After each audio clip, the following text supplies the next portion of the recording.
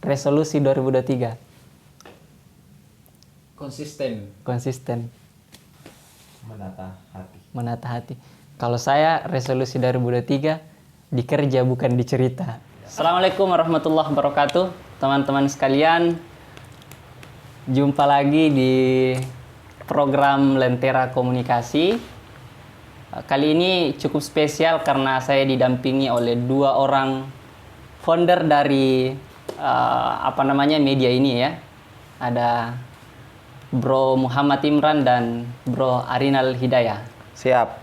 Ya, kita akan ngobrol soal yang spesial, soal resolusi 2023. Resolusi 2023. Bukan revolusi ya. Pertanyaan pertama ini masih ini ya. Masih belum jerah buat resolusi. Kalau abang revolusi ya. Ini kan ada tren ya. Soalnya kita buat rencana kemudian tidak jadi-jadi. Iya, kemudian rencana itu cuman sepekan, 2 pekan, paling lama sebulan dikerjakan. Setelah itu Nggak konsisten gitu. iya. Masih ini ya, masih kaku. bukan, maksud saya masih percaya dengan resolusi. Ya kalau kita mau ditanya secara pribadi sih ya tetap kita harus optimis mengatakan kita masih bisa resolusi. Bukan revolusi. Walaupun bisa juga revolusi. Revolusi mental. Ya, revolusi mental. Mungkin kalau Bang sendiri bagaimana kira-kira? Kita ke founder. Oh, Gimana? silakan. Apa resolusi di mata seorang Arinal Hidayah? Resolusi itu tim pengarah. Maksudnya? Ya, jadi dia semacam ya mengarahkan kita. Oke, I see. Saya punya pengalaman pribadi sebenarnya. Dulu waktu di pondok, saya pernah diminta untuk menuliskan 10 minimal cita-cita. Oh iya. Dan itu tinggal 2 yang tidak betul-betul tercapai. Karena efeknya besar. Jadi setiap saya pulang kampung, karena itu ditempel di rumah, saya lihat terlihat oh ini yang belum tercapai. Dan semakin hari semakin ada semacam jalannya lah begitu untuk mencapai itu. Artinya ada kompas ya? Ya, ada kompas perjalanan, dan itu mengarahkan kita supaya kita ndak kesana kemari. Nah, itu secara pribadi karena saya punya pengalaman soal membuat cita-cita, dan beberapa cita-cita saya itu mulai tercapai. Misalnya Iya. saya dulu bercita-cita ingin menjejaki seluruh dunia. Masya Allah. Nah, itu salah satu. Iya. Dan kan satu sudah tercapai ya kemarin di Turki. Dan itu sesuatu keajaiban yang saya bilang indah ya kalau bercita-cita. Artinya ada walaupun mungkin itu kalau di dalam bahasa agama mungkin niat ya. Nah, kalaupun nanti semua tidak tercapai dan tidak terkunjungi, setidaknya ada pengalaman.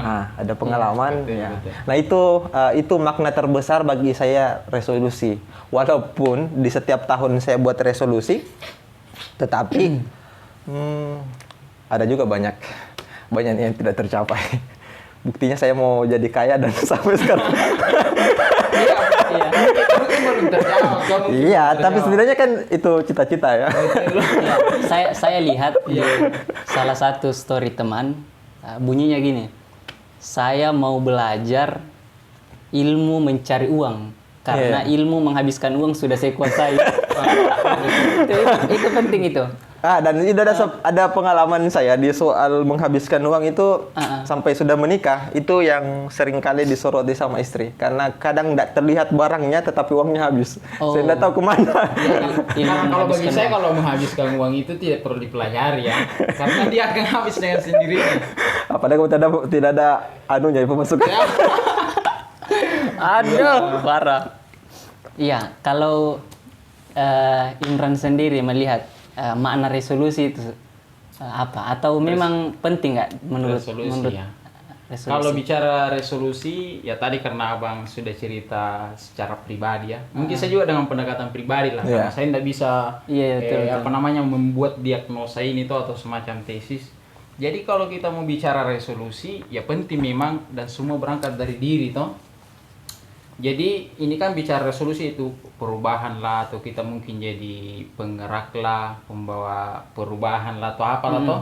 Tapi semua berangkat pada diri. Bagi saya begitu. Kalau kita mau bicara dengan pendekatan komunikasi kan, saya mau pakai prinsip komunikasi perspektif Al-Quran atau Islam toh. Karena komunikasi Islam. Dalam Islam kan ternyata menurut Prof. Muli itu dosen saya di Pasca Sarjana UI itu dia menyampaikan begini, prinsip komunikasi itu harus ikhlas. Dan kalau kita mau bangun resolusi itu otomatis kan semua kan butuh komunikasi kan.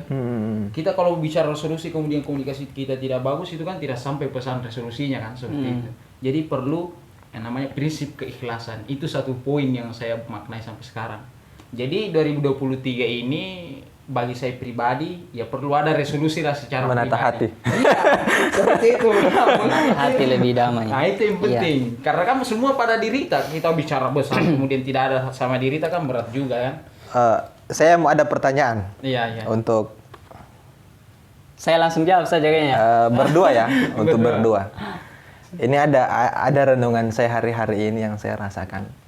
Kita ini misalnya walau kita ini hidup di ibu kota ya. Ya betul. Di ibu kota daerah. Ibu kota Sulawesi Selatan. Ya, Sulawesi Selatan. Dan ada satu hal yang betul-betul saya renungi, apa itu? Menata hati. Menata hati. Maksudnya ada banyak hal hiruk pikuk yang kalau kita tidak kuat secara mental, apalagi secara spiritual, saya kira kita akan betul-betul stres menghadapi. Nah, bagaimana kawan dua saya ini menyikapi apakah hal yang sama dirasakan bahwa sekarang ini yang paling dibutuhkan adalah bagaimana menata hati, menata emosi, apalagi kalau kita hidup di banyak sedikit-sedikit tersulut ya langsung terbakar emosi. Emosi. Nah, bagaimana? Iya, saya sebelum ke situ, saya ini tadi soal urgensi resolusi ya. Iya betul. Iya, saya kira memang penting sekali karena tadi kalau kita tidak punya tujuan, kita akan bimbang. Ada ilustrasi sederhana saya kira. Hidup ini kan ibarat perjalanan ya, kalau saya ibarat perjalanan. Betul. Kalau kita mau pergi ke satu daerah, kita harus tahu dulu mau kemana dulu. Misalnya saya mau ke Mamuju. Iya, jalannya ceritanya. Iya, harus tahu paling tidak tujuannya dulu mau kemana. Iya, betul. Mau ke Mamuju. Nah, ke Mamuju itu tidak boleh pakai kereta api, tidak bisa pakai kereta api. Karena belum ada. Iya. Tidak bisa juga naik sepeda karena tidak kuat. Jadi jauh. Dan pasti tidak sampai. Bisa pakai motor atau pakai mobil. Mobilnya juga bisa dipilih, mau naik bus, mau naik mobil biasa dan seterusnya. Mau ikut mobil orang juga bisa gitu. Itu di situ pentingnya. Karena kalau kita tidak punya tujuan bisa jadi kita setiap ada mobil yang lewat, misalnya dia sebut Sinjai, kita ke Sinjai lagi. Iya betul. Nanti sampai Sinjai kita tidak tahu mau kemana lagi, ada lagi orang teriak. Misalnya ke Bone misalnya, Bone, ikut Bone dia kayaknya bagus penumpangnya orang Bone nih. Iya. Saya lagi ke Bone lagi. Jadi begitu pentingnya kalau saya. Tapi kalau soal hati, ya dimanapun lah saya kira ya. Kalau soal hati itu memang yang paling penting. Tapi itu nanti baru saya rasakan betul itu ya, soal menata hati, emosi. Punya banyak hal dalam diri kita, maksudnya kadangkala diri kita sendiri menjadi musuh terbesar, baik bagi lingkungan, baik bagi sekitar dan sebagainya.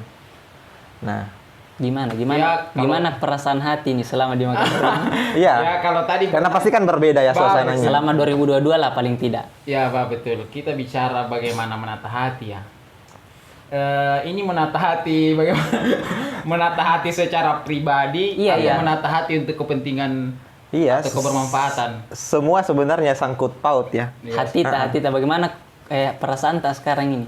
Perasaan saya bahagia saja. Alhamdulillah. Karena kalau kita mau bicara bagaimana menata hati kan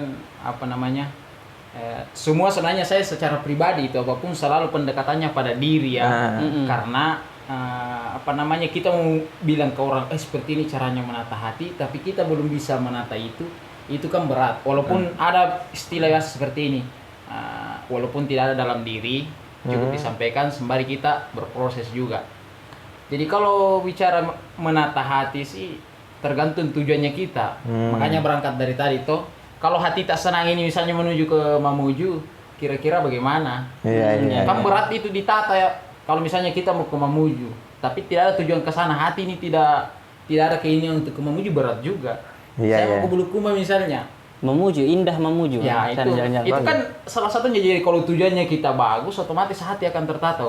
Mungkin kalau saya ke Mamuju, perjalanan saya melewati misalnya Polman, apa di Polman. Jadi banyak yang bisa menyenangkan hati kan. Kan kalau bicara hati itu bahagia. Banyak juga di Mamuju yang bisa disenangkan hatinya ya. Begitu mungkin. Kalau saya ya secara pribadi melihat bagaimana cara menata. Iya, yang paling penting memang kan dari soal hidup kalau saya ya. Betul. Ini kan mungkin rata-rata teman-teman kita ini ya usia-usia 19, 20, 21, 22, 23 mungkin ya. Mungkin juga teman-teman yang sementara nonton ini. Dan memang muhasabah kita itu setiap harinya memang lebih banyaknya ke soal mengelola hati, maksudnya perasaan gitu, mental kita. Bagaimana mental? Nah, itu sebenarnya yang paling apa kabar mental kan yang gitu. yang paling cocok bahasanya menata mental. Iya, menata mental. Perasaan kita. Kalau menata hati nanti beliau salah paham lagi, apalagi ada niatnya. Maksudnya berat juga. Iya ya. Apa kabar mental kita ketika lihat teman misalnya sudah kerja, kita masih pengangguran. Ada yang sudah menikah. Teman sudah menikah, kita ditanya-tanya terus kan. Ini juga ya maksudnya nyesek juga. Kok pertanyaannya begitu terus, maksudnya kan ada pembahasan lain toh. Ada yang tiba-tiba nyerobos di jalan. Iya. Itu betul-betul pengendalian diri. Nah, itu yang saya renungi hari-hari ini, terutama mungkin di tahun 2023 ini. Saya banyak merenung soal itu, soal bagaimana menata mental. Ya, setidaknya kita mampu berdamai untuk semua orang. Nah, itu yang menurut saya agak berat untuk saya tata begitu. Luar biasa sih. Jadi resolusi 2023 apa nih? Menata hati. Iya, menata mental itu yang paling penting. Saya dengar satu informasi bahwa tantangan kita terdepan di pada masa yang akan datang itu bukan pada soal teknologi. Iya. Karena berkembang pesat ini kan tidak bisa dibendung ini. Betul. Tetapi akan banyak orang stres itu karena terlalu banyak memikirkan hal-hal itu, dan yang paling dibutuhkan nanti mungkin psikolog untuk menenangkan hati kita. Kalau mungkin kita sebagai beragama Islam, guru spiritual. Iya, guru spiritual karena itu betul-betul penting. Betul. Karena kadang-kala misalnya kita bertemu dengan orang yang kita misalnya kok tiba-tiba menyebalkan begitu. Nah, kapan direspon dengan cepat itu kan berpengaruh. Misalnya kita pukulin atau masalah lagi kan. Nah, banyak sekarang yang terjadi gara-gara tidak bisa tahan mulutnya padahal dia seorang public figure, akhirnya dijebloskan di penjara. Nah, itu yang menjadi renungan-renungan saya sih sebenarnya. Itu untuk persiapan perjalanan, karena kita tidak tahu kan kita sebenarnya mau jadi orang besar, tetapi kalau hati bermasalah, amin. Kalau mental tidak bagus, betul. Nah, itu kan ambiar ya yang tetap yang lain itu. Ada yang mengatakan bahwa attitude itu lebih penting daripada sekadar skill, segar potensi yang ada. Saya kira itu yang menjadi yang akan saya raih. Jadi bukan soal saya mau mengembangkan skill apa, tetapi bagaimana saya mampu melihat. Karena kan kita sudah banyak tanda-tanda ya. Misalnya yang paling sering kita, ada orang tiba-tiba menyerobos. Bagaimana kita menata hati? Apa kita harus menerobos di jalan misalnya? Tiba-tiba kan sering macet ya. Apakah kita? Saya kira tadi menerobos jodoh. Saya pikirnya ke sana. Nah, kalau ada orang tiba-tiba menerobos misalnya, kita hampir tabrak. Kalau kondisi mental kita tidak bagus, mungkin kita akan marah dan mungkin terjadi senggol fisik dan lain sebagainya. Ya, membuat kalau itu terjadi, itu lagi persoalannya diambil sama polisi atau di video kah, diviralkan. Makassar Info. Makassar Info misalnya. Kacau.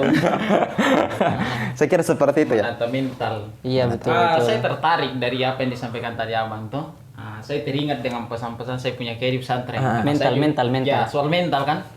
Ternyata kalau kita mau bicara sejarah, ini kan kalau kita mau menata mental itu kita juga ada pada pendidikan gitu. Ini kan bicara pendidikan itu kan di situ penanaman mental kan biasanya. Betul. Makanya saya teringat dengan saya punya kiai dan teringat juga pesan Kiai Imam Zarkasi pendiri Gontor. Gontor ya, betul. Nah, kenapa ada pesantren di Indonesia? Sedangkan sudah ada sekolah-sekolah misalnya SMA, SMK, SMP dan gitu kan. Kenapa kira-kira ada namanya istilah pesantren? Ini kan jadi tanda tanya. Ternyata saya cari-cari dan baca-baca sejarah berdirinya pesantren. Ternyata ulama kita dulu itu menjawab bahwa pendidikan selain pesantren itu tidak ada pendidikan mental, atau mungkin salah ya kalau saya bilang tidak ada, kurang. Karena lebih banyak itu soft skill saja. Itu istilah soal akal ya, intelektual ya. Iya kan begitu, prestasi dan sebagainya. Tapi ternyata tidak ada itu yang namanya job skill. Bagaimana dilatih mental supaya bisa jadi mental entrepreneur kan. Misalnya kalau istri buat kesalahan, banting ya. Nah, bagaimana kita merespon? Sebagai seorang laki-laki, itu butuh mental, itu butuh perenungan yang panjang. Dan ternyata Kiai Imam Zarkasi ini salah satu pendiri pesantren besar di Indonesia itu mengatakan bahwa hanya di pesantren ada job skill. Pendidikan mental. Makanya kenapa misalnya di Indonesia ini kurang yang namanya entrepreneur. Jadi pengusaha, jadi pebisnis, karena tidak ada mental yang dididik. Kita hanya akal bagaimana gengsi. Iya, itu saja. Padahal kan misalnya kita di pesantren itu diajarkan sama yang dititipkan saya punya Kiai itu, kita dulu diajari juga bertani. Saya juga bertanya ke Kiai, kenapa kita diajari bertani gitu? Sedangkan kita ini belajar tuh menghafal kitab ini, hadis ini dan sebagainya kan. Ternyata itu proses kita dilatih, dikasih job, mentalnya kita dilatih, kita mau ambil bagaimana dan kuat bagaimana, mentalnya kita harus dilatih supaya tahan banting ya. Mungkin itu sama cara Allah mendidik para nabi jadi pengembala. Karena kan supaya ini guys, supaya soal hatinya itu betul-betul dia. Betul sekali. Sama misalnya kita disuruh bertani. Orang kan kalau strata ekonominya ke atas paling bilang, ini ya kan gengsi juga kita kan. Nah itu mentalnya kita tidak akan terlatih. Makanya saya punya kayak itu, ajari kita bertani supaya bisa hidup dimanapun dengan kondisi apapun. Dikasih misalnya jadwal khutbahnya walaupun secara umur ini belum ini. Tapi ya ternyata disitulah saya punya kayak menitipkan bagaimana melatih mentalnya kita. Nah, makanya alhamdulillah kalau saya dikasih apapun itu dan saya anggap itu saya bisa dan mampu, ya dikerjakan saja. Makanya prinsip saya itu begini. Karena sudah tertata hati. Ya seperti itu kurang lebih lah, walaupun belum sempurna kan. Betul. Makanya saya punya prinsip itu dari pesantren saya bawa itu, mencoba tak mengapa, gagal jadi pengalaman. Artinya harus belajar terus. Kalau gagal kan belajar lagi kan. Bagus ini anunya. Apa tadi? Coba pelan-pelan.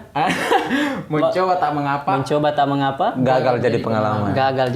Jadi artinya maknanya itu belajar terus. Kalau kita gagal belajar. Kita gagal minum kopi kan. Ya, jadi istilahnya tidak ada gagal ya, cuma kesuksesan yang tertunda.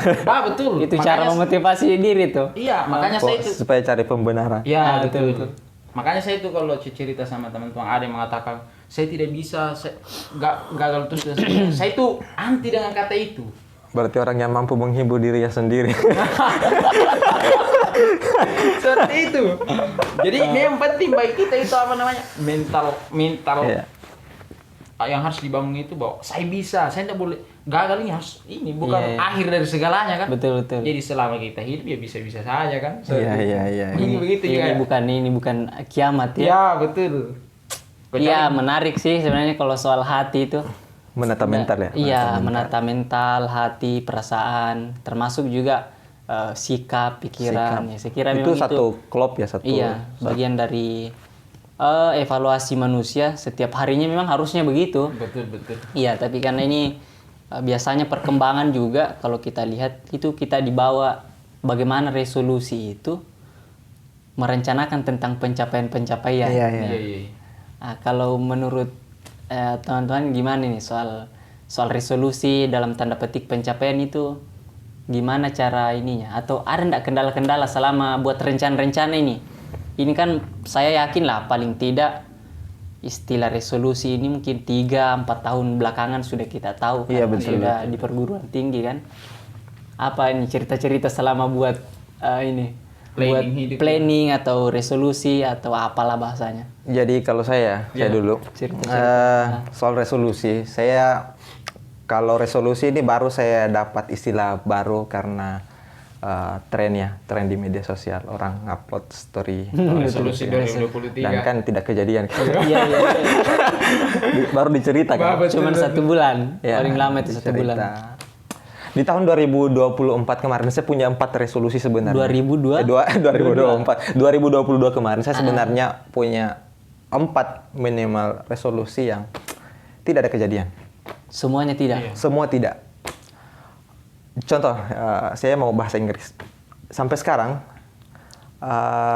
saya belum bisa. Saya belum bisa dan tapi setidaknya adalah bahwa saya mencoba diri kalau ada yang saya tidak tahu, saya gunakan Google Translate. Itu adalah untung saya pernah catat. Artinya sering teringat. Tetapi secara keseluruhan saya bilang itu gagal. Lagi-lagi itu soal tidak mampu menata mental, terutama penggunaan media sosial. Oh, coba bayangkan ya. Ini yang saya juga renung ya. Kalau misalnya bangun subuh. Dan ini menjadi faktor kegagalan. Saya mudah-mudahan di resolusi 2000, karena ini masuk dalam bagian resolusi. Mudah-mudahan sukses juga. Iya. Saya tidak tahu ya teman-teman bagaimana pengendaliannya. Karena di beberapa orang saya lihat kuat sekali untuk pengendalian. Misalnya, seharusnya di subuh itu jangan ada penggunaan HP sampai jam 8 pagi. Karena kenapa? Dari misalnya pas bangun ya, banyak hal produktif yang bisa dikerja. Iya. Pertama mungkin bisa mengaji, bisa berzikir. Tapi keduluan kita membuka HP dan yang kita dapat itu menjebalkan. Jadi semuanya ambil. Itu mempengaruhi kehidupan kita dalam sehari. Dan itu yang saya rasa betul-betul kayak ini enggak benar ini. Enggak benar maksudnya. Saya harus menata hati untuk harus bisa memaksimalkan bahwa dari setiap subuh sampai jam 8 itu setidaknya tidak menyentuh apapun yang berbau digital. Karena kenapa mempengaruhi. Kadang saya melihat video, kenapa ini misalnya kayak lihat pemimpin misalnya, kok kenapa kebijakannya begini, padahal baru bangun kan. Nah itu betul-betul mempengaruhi kinerja, banyak hal yang maksudnya emosi kita mungkin dengan orang, mungkin dengan istri karena dia yang paling berinteraksi dengan kita. Nah itu kendala yang terbesar menurut saya dan porsir karena saya catat itu HP itu kan ada ada digital, bukan note. Ada istilahnya smartphone-nya ya, maksudnya bisa ditahu seberapa lama penggunaan itu namanya pendeteksi. Jadi ini aplikasi sudah berapa lama digunakan kayak misalnya 2 jam dan ternyata lebih banyak menggunakan media sosial. Dan apa insight yang kita dapat kan enggak juga seluruhnya bahwa begitu kita buka langsung ada dapat kalaupun dapat informasi misalnya apakah bermanfaat? Apakah manfaatnya panjang atau pendek? Nah itu ke kitanya.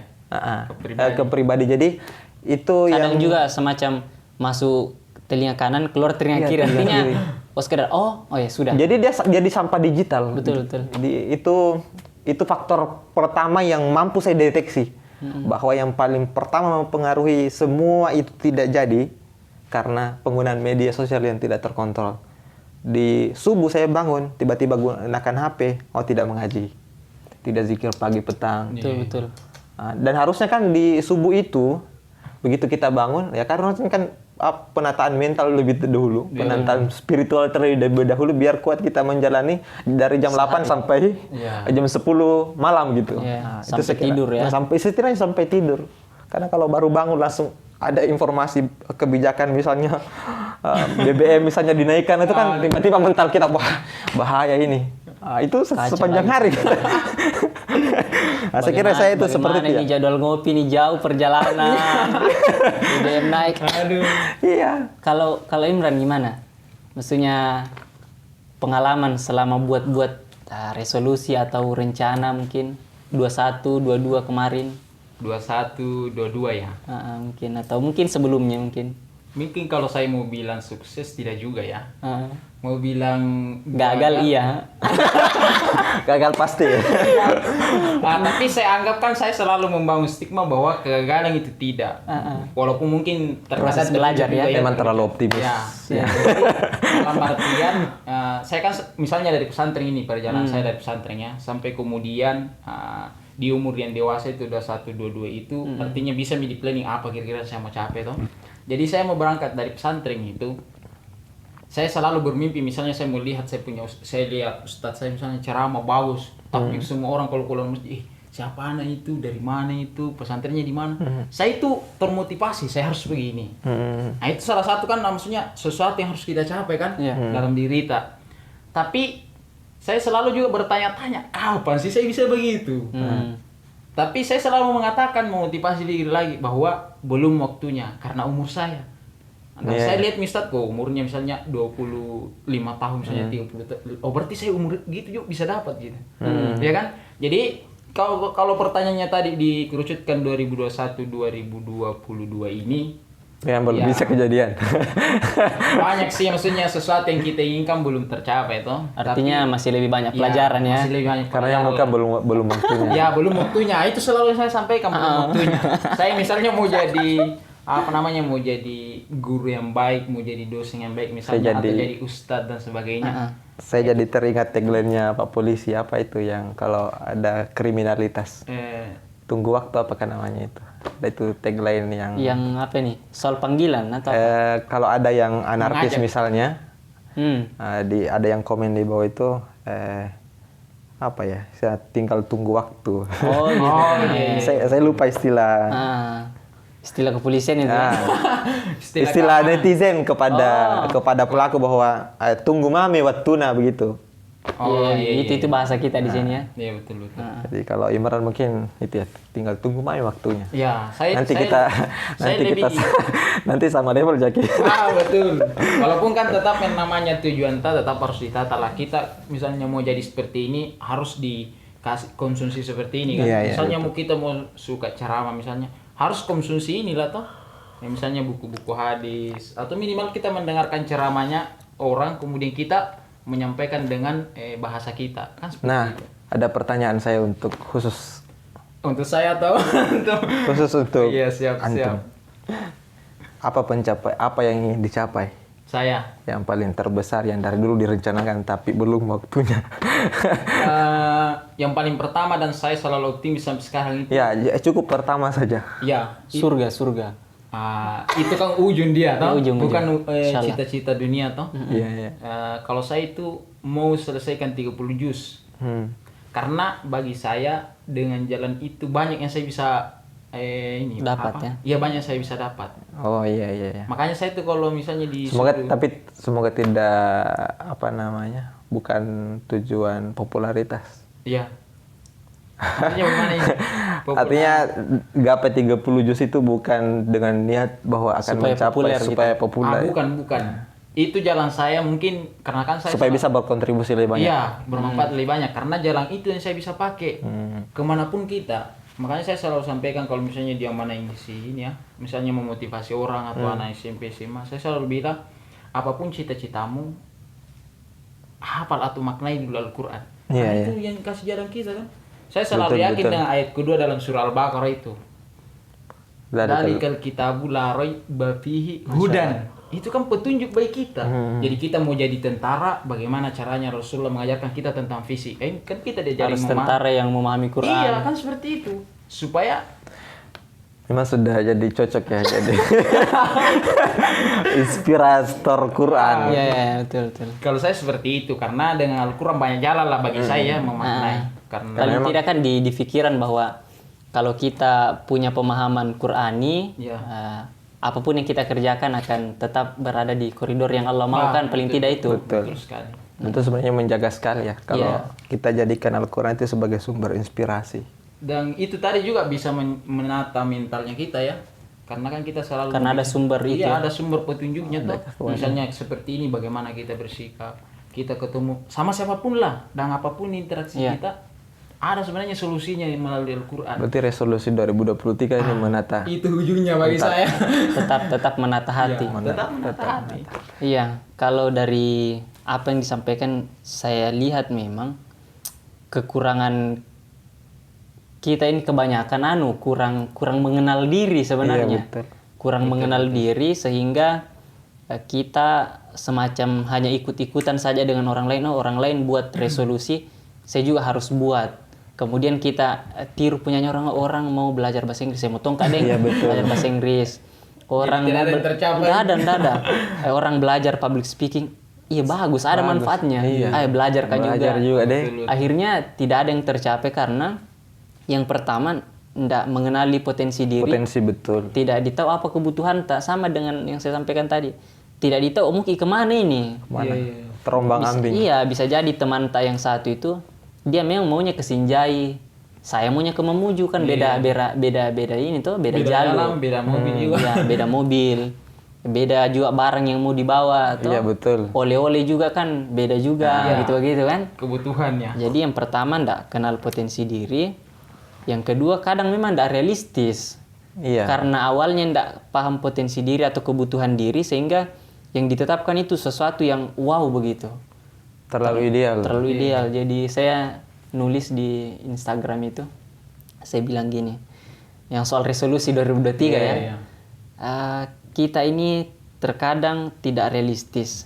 Jadi misalnya hari ini misalnya paling tidak kita belum punya kebiasaan membaca. Belum punya kebiasaan membaca, kemudian resolusi 2023 mau membaca 50 buku. Iya. Ini kan mustahil kan? Iya. Yang pertama ndak punya kebiasaan membaca. Kemudian resolusinya terlalu ketinggian. Membaca 50 buku. Kalau judul boleh lah kalau judulnya. Tapi kalau membaca buku itu mustahil menurut saya. Dalam setahun saja belum tentu kita bisa membaca 50 judul. Iya. 50 judul saja. Judul saja kan. Itu kan butuh tekad juga toh. Iya. Sama misalnya belum terbiasa bangun subuh. Iya. Tiba-tiba mau sholat lail. Kan? Agak-agak ajib. Apalagi ditambah sholat duha. Aduh. Betul. Itu sangat ajaib. Baru malamnya begadang. Sampai subuh. Maunya sholat tahajud tidak terlambat subuh. Nah itu kan ini. Iya memang sih. Kosong. Betul-betul kadang kita ini karena ya kita membuat resolusi itu kayak penggunaan filter. Iya.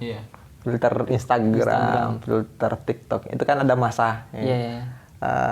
Sebenarnya apa yang timbul secara instan, dia akan hilang secara instan. Itu ada satu falsafah hidup yang saya pegang dulu dari salah seorang dosen saya, bahasa Indonesia. Dia mengatakan apa yang muncul secara instan, dia pasti hilang secara instan. Karena memang itu tidak ada cepat akar. Maksudnya? Iya, pasti cepat. Mau tidak mau. Hal apapun yang secara instan hari ini, apa yang kita misalnya ada tiba-tiba jadi artis, tiba-tiba jadi trending topik misalnya. Begitu semua tentang dirinya digali. Artinya kalau cepat juga ini. Ya, pasti cepat juga. Kalau cepat nikah. Nah, cepat nikah itu. Beda ya? Beda. Itu beda pendekatannya. Itu beda. Iya. Lain itu kali. Saya kira itu, bisa jadi pembenaran untuk saya itu. Itu hal positif kalau cepat menikah. Cepat nikah ya. Kalau dalam perspektif agama mungkin ya harus cepat ya. Tetapi jangan mencoba menikah kalau menata mental belum mampu. Karena kuncinya di situ ya. Iya, karena menikah itu soal kita berbicara dan kita hidup bagaimana berinteraksi. Iya, berinteraksi dengan baik. Tapi kalau misalnya kita sebagai laki-laki terlalu banyak menuntut, perempuan yang sama juga pandangannya juga tuntutannya banyak. Itu terjadi clash pasti. Oke lah, saya kira ini menarik kalau soal keluarga nanti kita bahas. Nah ini mungkin terakhir kan tadi sudah bahas masalah-masalah, kendala-kendalanya bagaimana. Sekarang pertanyaan terakhirnya, karena ini masih awal-awal tahun, saya kira belum terlambat ya untuk kita merancang apalagi namanya planning hidup. Sekarang pertanyaannya, bagaimana buat planning hidup yang baik gitu? Yang realistis. Ya, yang baik. Yang realistis. Nah, gimana juga ya. menurut Imran? Mungkin abang dulu lah. Nah. Jadi kalau saya itu yang pertama kali kalau misalnya buat planning ya. Yang pertama adalah tentukan tujuan. Iya. Maksudnya ini kayak itu ya, cita-cita akhir atau apa maksudnya?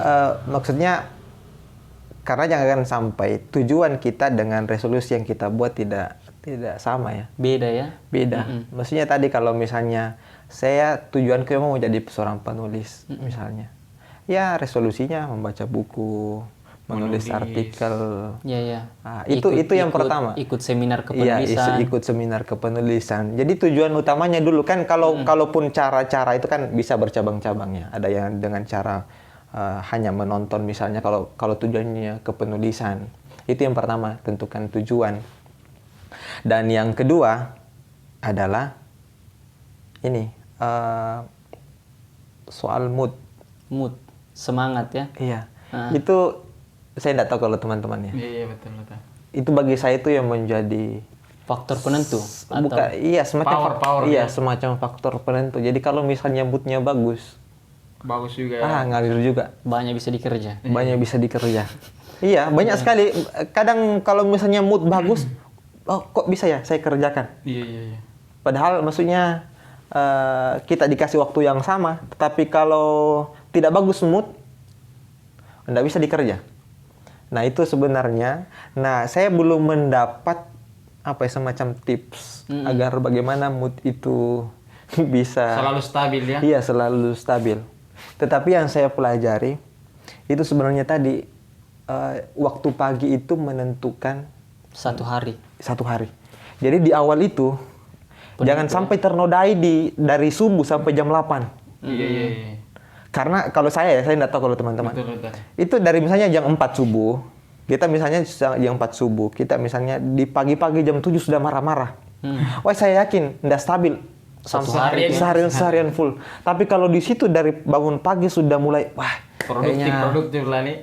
Betul-betul kayak untuk pekerjaan yang tidak pernah terpikirkan bahwa dikerja sesingkat itu kalau misalnya memang bagus awalnya. Nah, itu sih sebenarnya dua yang paling utama bagi saya, tentukan tujuan sama dan mengatur yang kedua, mengatur mood. Karena yang lain itu bahkan mungkin bisa jadi resolusi yang kita tentukan 2, tetapi kita mendapat 4 karena bagus mood. Nah itu kalau dari saya 2. Jadi tujuan sama mood, perbaiki mood. Kalau Imran apa ini, semangat juga atau apa? Kurang lebih ada lah seperti apa yang disampaikan Abang Rinaldo. Cuma mungkin saya pendekatannya berbeda ini. Saya mau pada pendekatan selalu mungkin saya mau mulai dari diri ya. Karena saya mau bicara orang tidak bisa atau. Jadi bagaimana membuat planning hidup. Pernah saya bercerita mungkin sama kita juga di Facebook ya. Kalau tidak salah live streaming itu saya di Rekanto. Oh iya, pagi-pagi itu ya? Ya pagi-pagi itu saya di gunung kan. Saya sebenarnya kembali lagi ya seperti cita-cita awal saya bahwa pernyataan saya bahwa Al-Quran itu solusi sebenarnya. Ini bagi kita ya yang mungkin berkeyakinan Muslim ya atau Islam. Jadi planning hidup itu sebenarnya dalam kita dulu mau tentukan yang mana dulu planning hidup dengan cita-cita misalnya umur 30 tahun. Kita tahu yang bagaimana planning misalnya sehari, 2 hari, seminggu, sebulan, setahun, 2 tahun. Itu bagi saya yang perlu. Sehingga kemudian ujungnya itu kan dari proses itu dari proses itu. Jadi taruhlah misalnya kalau misalnya kan kita mau jadi apa ya? Kalau tadi Abang misalnya jadi penulis toh. Jadi penulis. Allah sebenarnya sudah kasih kita cara mengatur waktunya kita ya. Atau semacam bakat maksudnya? Bukan, ini kan caranya memplanning supaya mungkin bisa kita dapat itu bagaimana jadi penulis hebat. Yeah. Nah, saya mau misalnya Allah kan selalu sudah tentukan kita ini misalnya Muslim itu sholat 5 waktu. Nah, misalnya subuh. Subuh ini kita mau ngapain? Habis sholat subuh itu tentu kewajiban. Secara hubungan kita dengan Allah itu hablum minallah itu terjalin dan yang memudahkan kita dari apa yang kita inginkan yang di atas. Nah itu kemudian yang kedua itu kan hablum minan nas. Itu kan dua ini yang menjadi faktor dalam planning kehidupan kita. Karena kan kita mau jadi penulis hebat tidak mungkin diri kita sendirilah. Atau tidak mungkin hanya Tuhan yang menentukan, Muhammad Imran misalnya jadi penulis hebat. Tidak kan? Ada namanya juga hablum minan nas. Nah, jadi dengan 5 waktu misalnya sholat subuh kita mau ngapain? Kalau kita butuh untuk dekat kepada Allah, mengaji, berzikir seperti apa yang disampaikan Abang toh.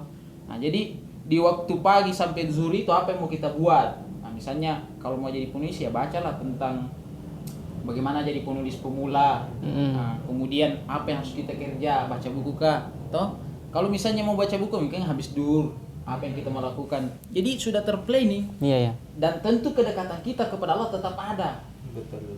Jadi misalnya pagi membaca, habis duhur misalnya silaturahmi sama penulis hebat, itu kan menjadi ini kan seperti itulah planning seharinya ya. Jadi per pekannya apa yang kita mencapai. Dan jadi setiap pekannya itu mungkin kita akan capai misalnya satu artikel atau satu opini dari sehari dari dari planning hari-hari tuh yang kita tulisan lakukan. pendek lah ya kira-kira. Iya, atau resume dari bacaan selama 6 hari tuh. Itu kan bisa terdapat menjadi kalau mau jadi penulis yang hebat, produktif, seperti itu jalannya bagi saya. Apapun bagi saya ya, apapun cita-citanya, itu jalan yang diberikan oleh Allah. Jadi supaya kita bisa memudahkan planning hidup kita kan. Karena itu hablum minallah dan hablum minannas itu kuncinya. Kita mau jadi ustadz, ya tidak mungkin silaturahminya sama penulis kan. Ya kita harus bagaimana retorika berdakwah. Kecuali ustadz yang penulis juga. Kecuali ustadz yang penulis mungkin karena mungkin dia memang ditakdirkan jadi dua kan.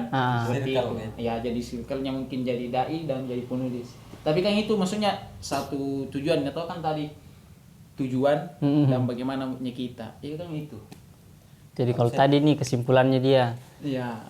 Pejuang di siang hari, rahib di malam hari. Aduh. Kalau lebih seperti itu lah.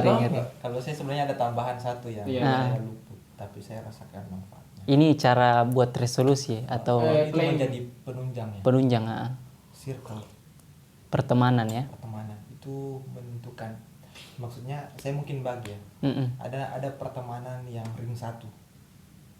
Yang betul-betul privat bisa dibagi ya. Iya, betul-betul semua keluh kesah kita bisa disampaikan di situ, bisa dilancarkan di situ, dicurhatkan ya. Iya, dicurhatkan. Pokoknya apapun sebenarnya soal kondisi kita itu memang ring satu itu memang harus orang terpercaya. Iya. Dan itu betul-betul membantu psikologi kita. Misalnya tiba-tiba kita clash sama orang, kita nggak tahu kan masalah, Anda tahu bagaimana penyelesaiannya. Nah itu didiskusikan di ring satu. Jadi saya itu sebenarnya membagi teman saya, ada teman ring 1, ada ring 2, ada ring 3. Jadi maksudnya ring 2 itu ya boleh hal-hal yang privat itu enggak bisa disampaikan di ring 2, ring 3 karena nanti bocor misalnya dan sebagainya. Nah itu bagi saya itu circle pertemanan itu menjadi penunjang ya, faktor penentu. Itu ring 1 itu tidak mesti banyak, satu pun sudah oke, itu yang kita jadikan sebagai teman. Apalagi kalau sudah berkeluarga ya. Itu solusi sebenarnya. Istri lah ring 1 kan.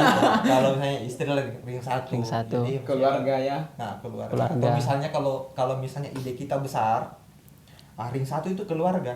Jangan sampai bertolak belakang dengan apa kemauan kita dengan apa kemauan keluarga misalnya. Itu yang menjadi penunjang karena sehebat-hebatnya kita di luar, kalau kita bermasalah di keluarga ditolak di keluarga itu betul-betul hancur. Iya betul. Tapi sehebat-hebat sebejat-bejatnya misalnya ya. Kalau kita bejat di luar tapi kalau ada dukungan dari keluarga. Satu dari keluarga itu betul-betul percaya bahwa kita mampu misalnya. Ada optimisme yang terbangun. Pasti optimis semua, enggak peduli apa kata orang. Itu bagi saya. Iya, betul. Faktor penunjangnya. Faktor penunjang itu penting. Jadi setidaknya kalau tadi sudah punya tujuan yang jelas, mood bagus, yang ketiga tidak boleh hilang. Circle. Punya circle ya. Saya bilang ring 1. Itu ketat pengamanannya. Kalau di rumah di istana negara itu ring 1 itu betul-betul enggak. Ring 1 ini biar siapa yang bisa masuk, enggak ada istilah. Iya. Nah. Ring 1 ini Valdo lah ya. Iya, jadi kalau dari tadi tuh yang coba saya simpulkan, jadi memang ini kalau kita mau buat resolusi yang baik, yang pertama tadi tentu harus ada tujuan, karena itu yang mau kita capai. Yang kedua tadi realistis. Kemudian juga apalagi tadi yang sempat saya pikir dari perbincangan ini, seimbang. Maksudnya seimbang itu keseimbangan ya. Iya, keseimbangan.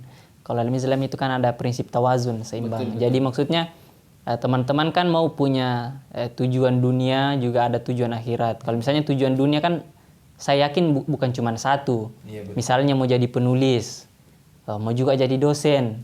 mau juga jadi mubalik misalnya. Petani sukses. Mau jadi petani sukses. Nah, kemudian ada juga keluarga. Nah, ini maksudnya yang perlu diseimbangkan. Jadi ada porsinya misalnya untuk mencapai jadi penulis. Kemudian ada porsinya misalnya belajar karena mau jadi dosen harus belajar, harus membaca ini seterusnya. Kemudian ada juga porsinya untuk keluarga, misalnya ada anak, ini kan tanggung jawab juga kan. Betul. Ada anak, ada istri. Sampai porsi kita untuk keluar lebih banyak, sedangkan keluarga juga bermasalah terkatung-katung. Hancur, meledak ini, meledak. Iya. Salah pica nanti. Iya, salah pica. Apa kata terakhir resolusi 2023? Konsisten. Menata hati. Kalau saya resolusi 2023 dikerja bukan dicerita. Ya.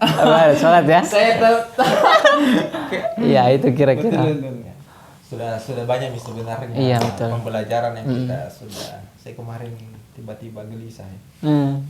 Soal resolusi ya? Iya. Soal apa? Pengembangan diri. Saya bilang umur kita kan bertambah terus. Betul. 2023 ini sebenarnya bagian daripada penyesalan. Kalau misalnya dihitung-hitung dari kontribusi yang kita berikan ya, terlalu banyak waktu yang terbuang sia-sia ya. Dan saya bilang sebenarnya ilmunya sudah dapat, inspirasinya sudah ada. Buku bacaannya sudah. Iya. Ya memang tidak ada semangat. Dan itu jadi faktor penentu. Nah, saya kira 2023 ini pertanyaan kita bukan lagi apa idenya, apa inspirasinya, tapi apa yang sudah dikerja. Oh, itu saya kira penutup itu. Dikerja apa yang bisa dikerja. Jadi jangan dicerita terus ya. Ada dua prinsip yang saya pegang hari ini, yang saya pegang di luar 2023 ini semoga bagian daripada keseimbangan realistis ya. Iya. Apa itu? Dikerja yang bisa dikerja. Dan yang kedua, selagi bermanfaat ya. Selagi bermanfaat. Yang kedua, ini sebenarnya sama tujuannya. Kerja cepat, kerja tuntas. Yang itu 2023. Kerja cepat, jadi dikerja apa yang bisa dikerja. Kemudian cara kerjanya itu kerja cepat, kerja tuntas. Gimana ya? Dikerja jangan dicerita terus. Iya, itu kita penting sekali. Berat juga itu kalau cerita terus nggak dikerja ya. Iya. Karena akan jadi sampai di pikiran. Ini kan fenomena anak muda ya. Betul. Banyak ceritanya, nggak ada uangnya. Langsung dikerja, teman-teman. Betul. Banyak ceritanya, banyak uangnya. Tidak banyak uangnya. Oke. Lentera akan memfasilitasi. Ya. Begitu kira-kira ya. Betul. Ya, assalamualaikum warahmatullahi wabarakatuh. Waalaikumsalam warahmatullahi wabarakatuh.